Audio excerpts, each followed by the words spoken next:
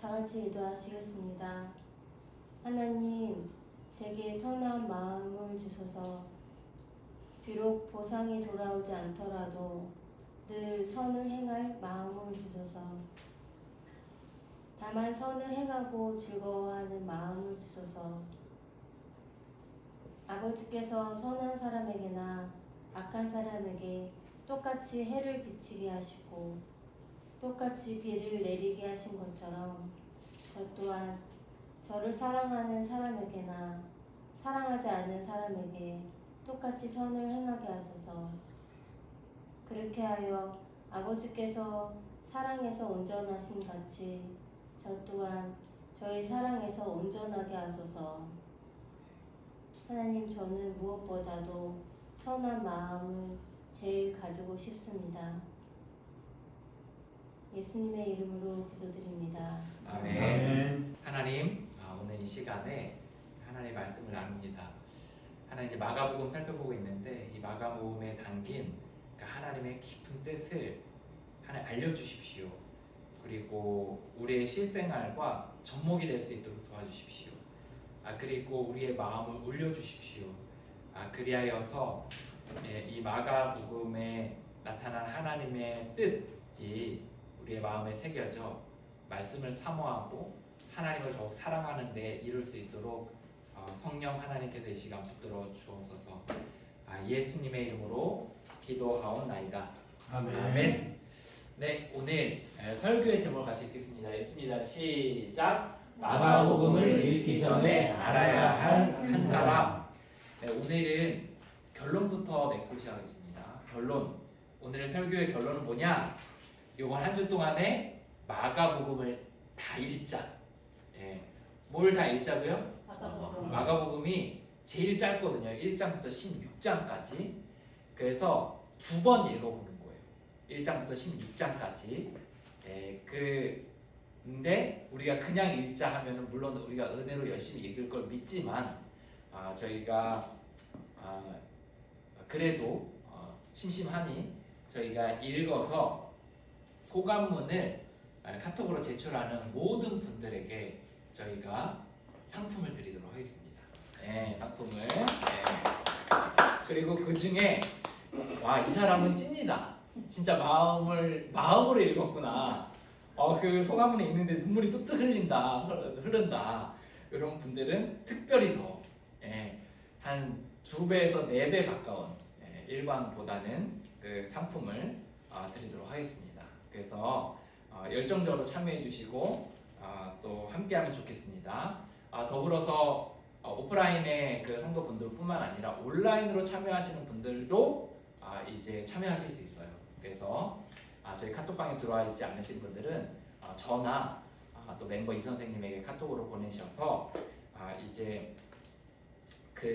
보내시면 되겠습니다. 그리고 지인으로는 1명 정도까지 같이 합류해서 할 수 있어요. 그래서 이제 주변의 지인 중에 가족 중에 누군가가 참여하기 원하시는 분들이 있다면 이제 합류해서 1명 정도는 저희들이 더 받아서 하는 거로 그렇게 진행하겠습니다. 결론 이해하셨을까요? 네, 좋습니다. 그러면 오늘 설교는 이 마가복음을 읽을 때 어떤 마음의 자세로 저희들이 읽어야 하는지를 중심으로 해서 저희들이 같이 나눠보려고 합니다. 이 마가복음은 편지인데 이 편지는 보낸 사람이 있고 받는 사람이 있잖아요.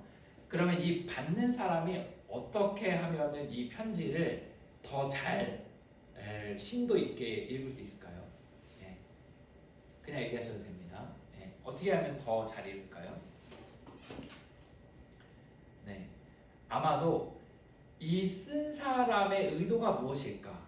어떤 심정으로 쓰였을까를 이해하면서 아마도 읽으면 그걸 읽을 때 더 마음에 와닿게 읽을 수 있을 거예요.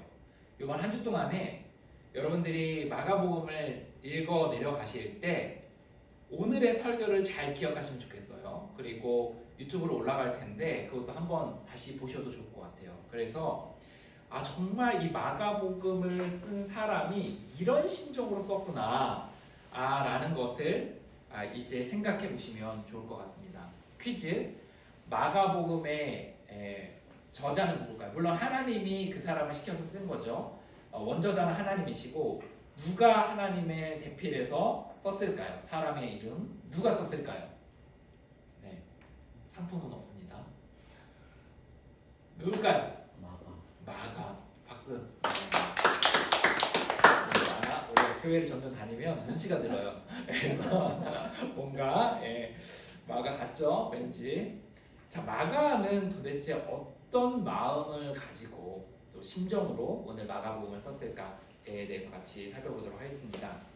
마가복음을 살펴볼 때 이 마가가 어떤 심정으로 썼는지를 살펴볼 때 우리가 주목해서 보면 좋은 것이 있는데 그건 뭐냐면 마가복음의 마태, 누가, 요한복음과 조금 다른 측면을 조금 더 살펴보면 이해하기가 좋습니다. 마가복음을 읽다가 보면은 특징들 몇 가지가 있는데 그 중에 가장 큰 특징이 있어요. 그건 뭐냐? 마가복음은 구체적이에요. 굉장히 구체적으로 쓰였습니다. 어떻게 구체적이냐? 우리가 쓸 때 이렇게 글을 쓸 수 있잖아요. 어디쯤에 가면 거기에 그냥 어떤 사람이 이렇게 쓸 수 있잖아요. 그죠? 추상적으로 두리뭉실하게. 그런데 마가는 그렇게 쓰지 않았어요. 마가는요. 당시의 지명을 그리고 정확하게 또는 사람의 이름을 정확하게 꾹꾹 눌러서 이제 글로 새겨 두었습니다. 마치 그 글을 보다 보면 돌에 각인을 새겨가지고 어느 누구도 이것을 이제 흐리지 않게 하려고 하는 것처럼 그렇게 꾹꾹 눌러서 쓴 것을 볼 수가 있습니다. 당시에 글로 남긴다는 것은 어떤 의미가 있냐? 단순히 기록하는 걸 넘어서서 이것을 반드시 남기겠다라는 강렬한 의지가 담겨져 있는 겁니다. 자, 이제 두 가지 예시만 살펴보려고 하는데요. 예수님의 십자가를 대신 지고 갔던 사람이 있어요. 배경을 설명하겠습니다. 예수님이 모함에 의해서 십자가형을 처하시게 됩니다. 당시에 십자가형을 처하면 어떻게 되냐면 자기 십자가를 지고 그리고 언덕을 올라서 자기가 이제 지고가 십자가를 지고 올라가서 그곳에서 이제 십자가를 세워 매달리는 그런 절차들이 있었거든요. 그러니까 예수님이 십자가를 지고 가야 하잖아요. 그런데 예수님이 십자가를 지고 가실 때 이제 채찍질도 당하고 또 허기도 지시고 목도 마르시니 지쳐서 쓰러지거나 이제 그것을 더 이상 지고 가지 못할 정도로 체력이 붙이게 되는 상황이 발생하게 됩니다. 이때 이 로마 군병이 그 군중 중에 있었던 한 사람을 끄집어내서 네가 대신 짊어지고 가라 라고 해서 그거를 짊어지고 갔던 사람이 있거든요. 그런데 이 사람을 기록할 때의 내용이 특이합니다. 마태와 누가는 뭐라 기록하냐? 구레네 사람 시몬 이렇게 기록해요. 구레네 사람 시몬. 구레네 지역에 사는 시몬이라고 이야기하는 거죠. 자, 이제 예를 들어 그 서울 지역에 누구 하면은 사실 겹치는 사람이 있을 수도 있는 거잖아요. 사실 그런 식으로 마태와 누가는 약간은 두리뭉실하게 기록을 했습니다. 그런데 마가복음만큼은 이렇게 기록을 했어요. 마가복음 15장 21절입니다. 뭐라 기록하냐? 알렉산더와 루퍼의 아버지 시몬이라 기록했어요. 아버지 시몬이라는 구레네 사람이라고 기록했습니다. 무슨 말이냐? 구레네 지역에 가면 알렉산더라는 사람이 있고 루포가 있는데 그가 형제다. 그리고 그의 아버지 시몬이라는 사람이 있더라. 그 사람이 짊어지고 갔다. 라고 이야기한 거죠. 여기서 특이한 것은 구레네 사람이라고 쓴 것도 특이한데 시몬이라는 이름을 직접 썼다는 거, 그리고 아들 이름 한 명만 쓸 수도 있는데 두 명의 이름을 썼다는 것이 특이합니다. 무슨 말이죠? 아주 구체적으로 적었다는 것을 볼 수가 있습니다. 자, 이제 또 다른 구절 하나를 더 보겠습니다. 마가복음 10장 46절에 보면 이제 한 맹인이 나와요. 그리고 그 맹인을 예수님께서 눈이 밝히어 보게 하시는 일이 생깁니다. 그런데 마가복음에서는 이렇게 기록하고 있어요. 뭐라고 기록하냐면 있습니다. 같이 읽어볼까요? 있습니다. 시작. 디메오의 아들 맹인 거지 바디메오라고 기록하고 있어요. 그리고 지역은 어디냐면 여리고 성문 앞에 있던 소경이었습니다. 무슨 말이죠? 그 한정된 그 지역 안에 디메오의 아들 중에 맹인이었고 거지였던 사람이 있는데 그의 이름이 바디메오다라고 기록하고 있는 겁니다. 자, 이제 이 이름을 마가는 아주 구체적으로 절대 다른 사람과 헷갈리지 않게 구체적으로 기록하고 있는 것을 볼 수가 있습니다.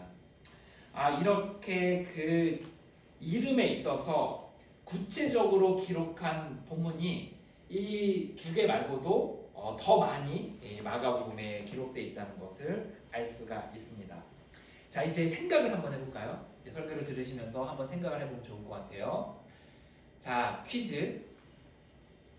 마가는 왜 이렇게 헷갈리지 않게 구체적으로 이름을 적었을까요? 왜 정확하게 그 사람의 이름을 적은 걸까요? 여러분 생각은 어떠세요? 자, 이제 이 질문에 답하려면 이 마가복음이 쓰였던 시기를 한번 살펴보면 좋을 것 같거든요. 시기를. 마가복음이 쓰였던 시기는 AD, 다시 말해서 예수님이 탄생하신 이후에 64년에서 70년 사이 정도의 마가복음이 기록되었다라고 이야기하고 있습니다. 그러면 마가복음이 예수님 탄생 이후에 64년에서 70년이면 예수님이 이 땅에서 30년, 33년 내외 정도 지내시다가 죽으시고 부활하시고 승천하셨으니 이 마가복음이 기록됐던 시기는 예수님의 십자가와 부활의 사건 이후로 대략 30년에서 40년 정도 지난 시기입니다. 숫자가 나오니까 좀 헷갈리죠? 다시 한번 설명하겠습니다. 예수님이 탄생하신 이후에 64년에서 70년 가량 된다고 역사학자들이 말해요. 예수님이 죽으시고 부활하시고 승천하신 이후에, 다시 말해 예수님을 이 땅에서 더 이상 볼 수 없게 된 이후에 30년에서 40년 정도 지난 이후에 마가복음이 쓰여진 겁니다. 자, 이제 이 시기가 당시에 역사적으로 어떠한 시기였는지를 나눠보겠습니다. 당시에 이 시기는 예수님의 살아계셨던 그때 예수님을 보고 듣고 경험한 사람들이 이때 살아있는 사람들이 있었을까요? 없었을까요? 선생님들 생각 어떠세요? 있었죠. 그러나 동시에 그 살았던 사람들 중에 일부는 이제 죽는 사람도 조금씩 생기고 있었던 시절입니다. 더불어서 이 시기는 로마의 극심한 박해의 시기였습니다. 네로 황제가 AD 64년에 로마의 대화제를 크리스찬들에게 돌려서 이제 예수님을 믿으면 어떻게 되냐, 목이 잘리고요, 그리고 불에 태워지고요, 그리고 경기장의 사자의 밥으로 던져지는 일이 생기던 시절이었습니다. 바울과 베드로도 이때쯤에 순교한 거로 보고 있습니다. 그리고 당시에 무엇보다 예수님의 이야기를 직접 경험해보지 않은 사람들이 이제 생기면서 그들이 예수님의 이야기를 곡해하고 왜곡하고 잘못 해석하게 되는 일들이 생기게 됐습니다. 그래서 예수님에 대해서 조금 다르게 이야기하기 시작한 거예요. 그러다 보니 이제 이 예수님의 이야기가 말로만 전해지고 있는 이때에 이 예수님이 진짜 살아계신 분이라는 것에 대해 전하기 위해서 이제 이 마가가 붓을 든 겁니다. 그리고 자신이 알고 있는 것들, 특별히 베드로에게 이 말들을 받아서 기록했던 것으로 보고 있습니다. 왜 이때 이 마가가 이것을 기록했냐?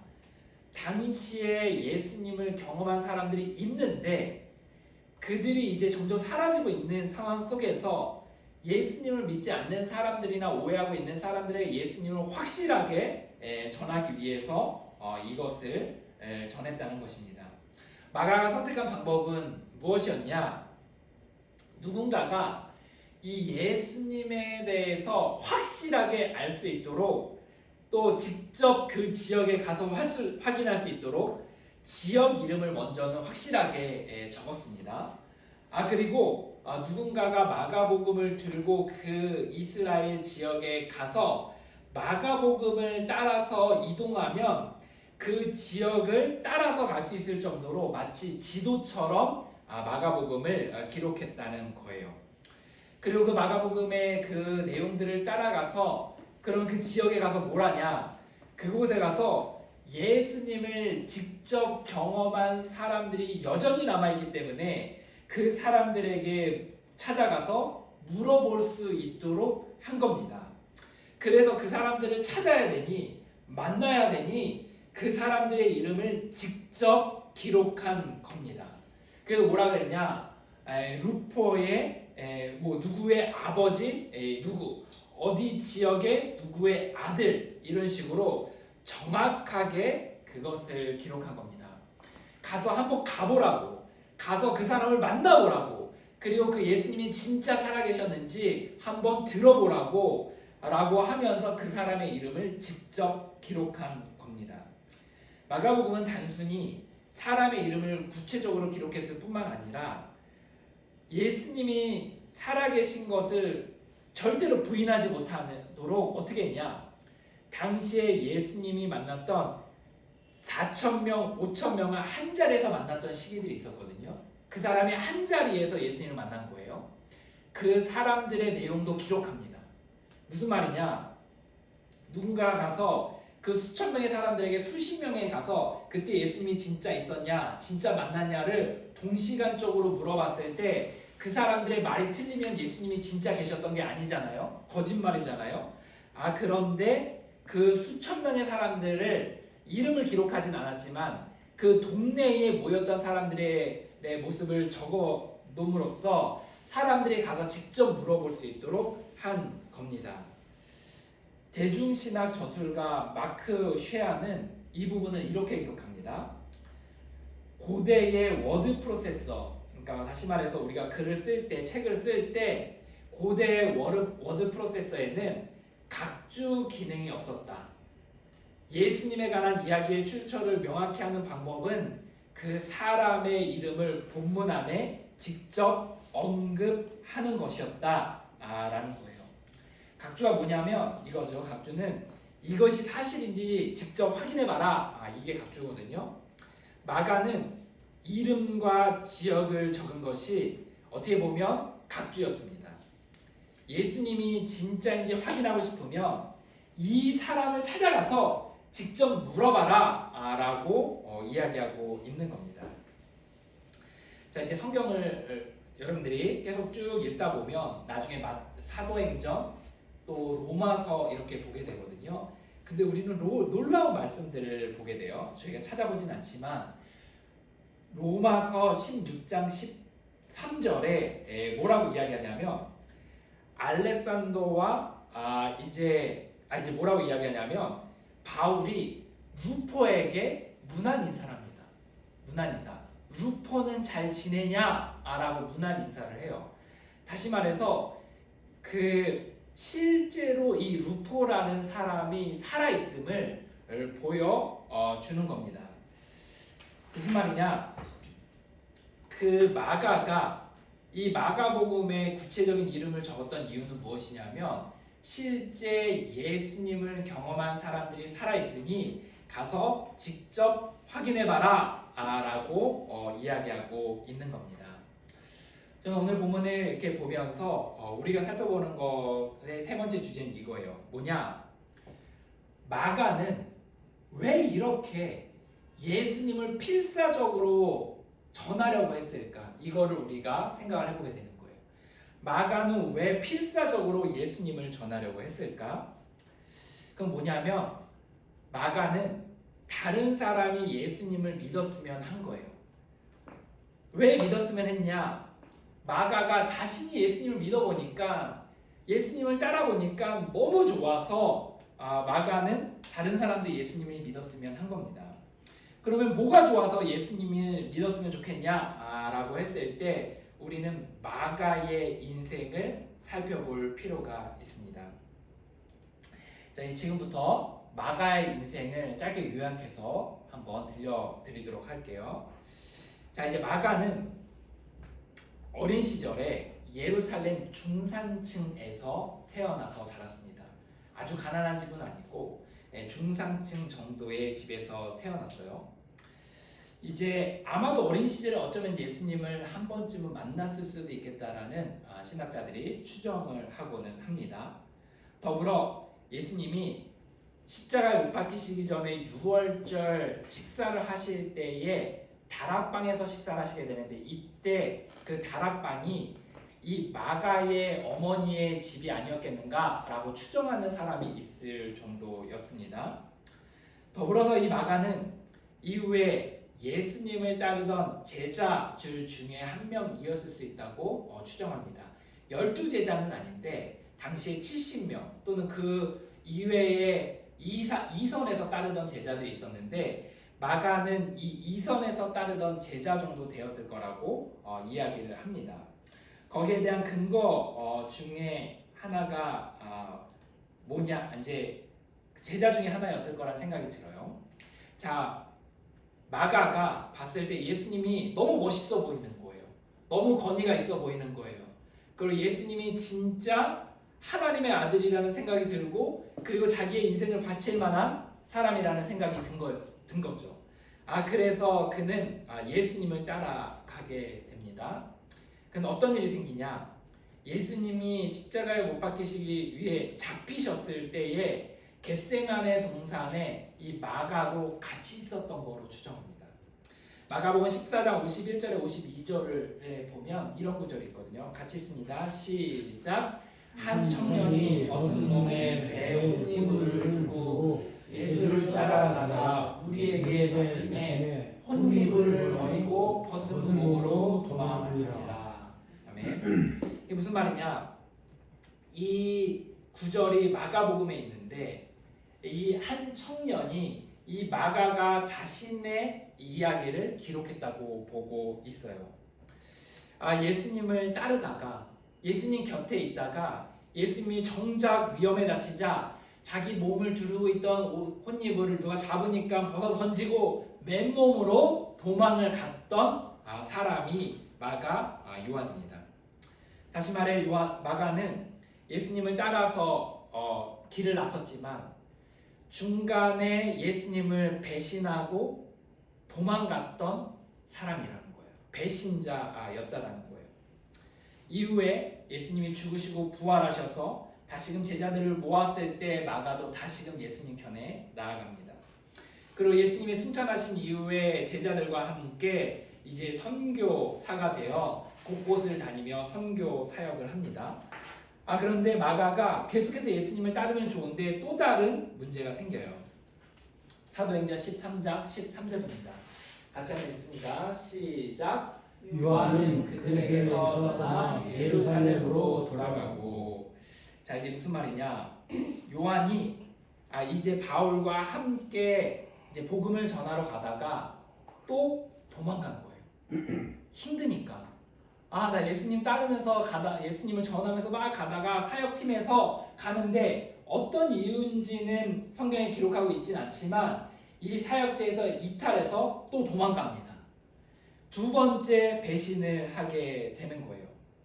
자, 이게 배신이라는 확실한 증거 중에 하나가 뭐냐면 바울이 이것에 대해서 심각한 예수님에 대한 배신 또는 사역에 대한 배신으로 받아들였어요. 그래서 이 바울이 나중에 선교 여행을 떠날 때 바나바가 마가를 다시 데려가려고 하거든요. 다시 배신하고 돌아왔을 때 데려가려고 하는데 사도 바울이 이렇게 이야기합니다. 같이 한번 읽습니다. 시작. 바울은 밤빌리아에서 저희를 떠나 함께 일하러 가지 아니한 자를 데리고 가는 것이 옳지 않다 하여. 자, 이게 무슨 말이냐? 마가가 두 번째 도망갔다가 다시 또 돌아온 거예요. 그랬더니 바나바가 데려가려 하니 바울이 예전 일을 거론하면서 나는 얘 한 번 배신했으니 데려가지 않겠다라고 이야기를 하는 겁니다. 이때에 이 바울을 떠났던 이 마가의 사건이 분명히 사역지에서 이탈한 그 배신이었다는 것을 볼 수가 있습니다. 마가는 어땠냐? 예수님이 너무 좋아서 예수님을 따르기 시작했거든요. 예수님이 좋아서. 그런데 위기가 정작 닥치자 예수님을 버리고 벗은 몸으로 도망을 갔었어요. 그랬더니 예수님이 다시 불러 모은 거예요. 얘들아, 너희들이 나와 함께 하자라고 하면 불러 모았을 때 이 마가가 함께 합니다. 그리고 이제 사역지에서 주님께서 그를 사용해서 사역지로 이동을 시키는데 다시금 어떠한 이유에서든지 그가 마음이 어려워져 그 사역지에서 도망을 갑니다. 그러면서 이탈해서 다시금 사역지에서 이탈하여서 두 번째 배신을 하게 돼요. 그러다 주님께서 다시금 그를 부르시고 다시금 사역지에서 돌아와 쓰임받는 일들이 생기게 되는 겁니다. 두 번의 배신을 했던 이 마가는 이후에 인생의 마지막에 이제 사도 바울과 함께 팀을 이루고 사역을 하게 됩니다. 디모데후서 4장 11절에 이렇게 기록하고 있습니다. 읽습니다. 시작. 마가를 데리고 오라. 그가 나의 내에 유익하니라. 아멘. 여기서 이 유익하다라는 이 단어는 원어로 매우 쓸모 있는 사람이다 라는 뜻이 담겨져 있습니다. 예수님을 배신했던 이 마가는 그리고 1차 선교 여행에서 이제 거부당했던 이 마가는 그리고 사역을 이탈했던 배신자였던 그 마가는 이제 다시금 주님 앞에 돌아와 바울의 임종 앞에서 함께 있어야 되는 쓸모있는 주님의 나라에서 쓸모있는 사람이 된 겁니다. 그리고 베드로도 이 마가에 대해서 아끼면서 이렇게 이야기하고 있습니다. 이렇게 말합니다. 네, 제가 읽습니다. 마가복음 베드로전서 5장 13절에 내 아들 마가도 너희에게 무난하느니라 라고 말합니다. 도망쳤던 사람이 이제는 베드로의 영적인 아들이 되었다는 겁니다. 이제 여기까지 하면서 말씀을 한번 요약을 하겠습니다. 자, 이제 이 마가가 어떻게 해서든지 이 예수님을 전하고 싶은 마음이 너무나 강했어요. 그런 마음 가운데서 이제 어떻게 하면 잘 전할 수 있을까 생각했을 때 당시에 살아 있었던 사람들의 이름을 구체적으로 적은 거예요. 가서 한번 확인해봐라. 가서 한번 물어봐라. 그래서 예수님의 살아계심을 보아라 라고 이제 알려준 겁니다. 그랬던 그 마가의 심정은 무엇이었냐면 그에게 예수님은 첫 번째로 마가의 인생의 목적을 바꿨던 분입니다. 그냥 중산층에서 마음 편하게 살아갈 수도 있었지만 예수님의 권위와 인격이 너무 아름다워서 그분을 따라가는 삶으로 그의 인생의 목적을 바꿔주신 분입니다. 자, 둘째로 예수님은 어떤 분이셨냐면 마가가 도망쳤을 때 예수님을 다시 받아줬던 분이라는 거예요. 겟세마네에서 도망치고 선교지에서 이탈한 사람을 주님께서는 포기하지 않으시고 불러다가 쓰셨다는 거예요. 그리고 세 번째로 예수님은 마가를 끝까지 사용하신 분이라는 거예요. 바울의 곁에서 베드로의 곁에서 마가복음을 기록하고 바울을 도왔던 사람으로 인생의 말년에는 그 마지막을 보냈다는 것입니다. 사랑하는 여러분, 우리가 한 주간 동안에 이제 마가복음을 읽어갈 거예요. 그러면 우리가 마가복음을 읽을 때 우리가 어떤 마음으로 읽어야 되냐? 예수님이 진짜 살아계신 분이신지 나도 좀 확인하고 싶다. 그래야 우리가 이게 믿어야 예수님께 인생을 바치든 인생을 따라가든 우리의 인생의 목적을 바꾸든 우리가 실패했을 때 돌아갈 것이든 우리가 결정하게 될 겁니다. 그렇기 때문에 이번 한 주간 동안에 우리가 살아갈 때 예수님이 진짜 살아계신 분임을 우리가 믿기 원하는데, 그거에 대한 근거를 위해서 우리가 이 마가복음에 쓰여진 이 마가의 자료들을 한번 읽어보자는 거예요. 그래서 이 마가복음에 진짜 예수님이 살아계신 분이신지, 또 어떻게 그것을 증언하고 있는지를 마가복음을 읽으면서 한번 확인하는 마음으로 이 마가복음을 읽어보셨으면 좋겠습니다. 20세기에 가장 영향력 있는 기독교 변증가 중에 C.S. 루이스가 있었어요. 이 사람은 원래 철저한 무신론자였습니다. 그 옥스포드 대학의 교수였어요. 그리고 기독교를 미신으로 여겼습니다. 그런데 이 친구들의 권유로 뭘 읽었냐면 그 마가복음을 포함한 마태, 마가, 누가, 요한복음을 읽기 시작했어요. 원래 읽기 처음 시작할 때는 반박해야겠다고 생각하면서 읽었습니다. 예수님은 신화다. 이거는 거짓이다. 예수님은 살아계셨던 분이 아니다. 추상적으로 만들어낸 이야기다. 라고 하면서 그것을 증명해 보이려고 그것을 읽기 시작했습니다. 틀린 점을 찾으려고 읽었어요. 그런데 읽으면 읽을수록 이상한 점이 발견했습니다. 너무나 구체적이고 너무나 자신감 있고 당시의 사람들이 부인할 수 없도록 그것을 써내려갔다는 것을 확인하게 되었습니다. 그리고 나서 이 C.S. 루이스는 나중에 이렇게 기록하게 됩니다. 이렇게 기록했어요.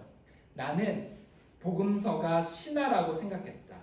그런데 읽으면 읽을수록 이것은 신화의 언어가 아니었다.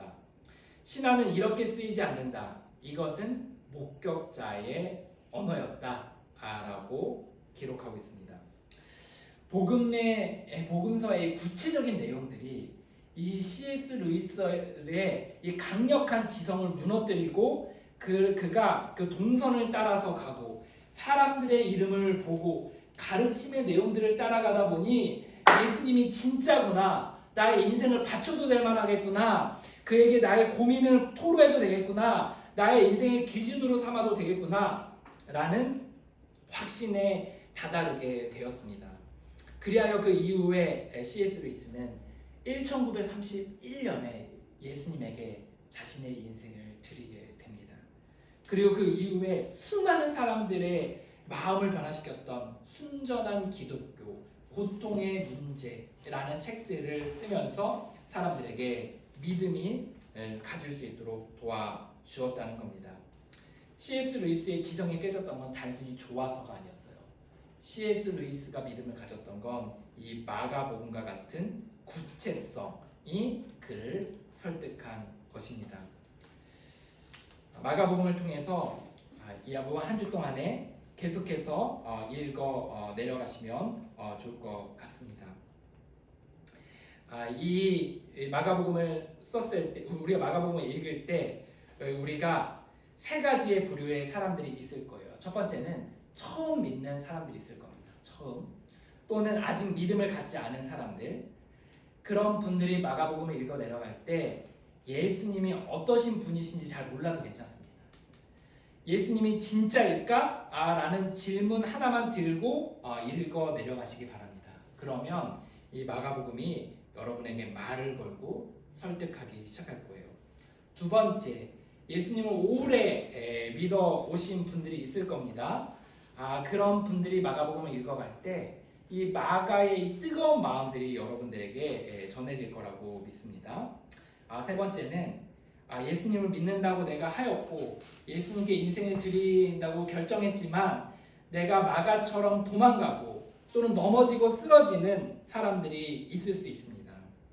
근데 그 마음 가운데 이런 나도 주님이 받아주실까 하고 고민하고 또 어려워하는 분들이 있으십니까? 그런 분들이 마가복음을 읽을 때 다시 마가를 받아주셨던 그 예수님을 경험할 수 있게 될 겁니다. 사랑하는 여러분, 마가는 마지막에 인생의 마지막을 어떻게 보냈다고 전해지냐면은 이제 인생 가운데서 그 이방 그 이집트에서 알렉산드리아에서 복음을 전하다가 이제 복음을 전했어요. 그리고 그곳에서 교회를 세웠습니다. 근데 이방신 중에 세라피스라는 신의 축제일에 이교도들이 그의 목에 밧줄을 메고 이제 끌고 다니면서 하루 종일 그를 끌고 다닌 거예요.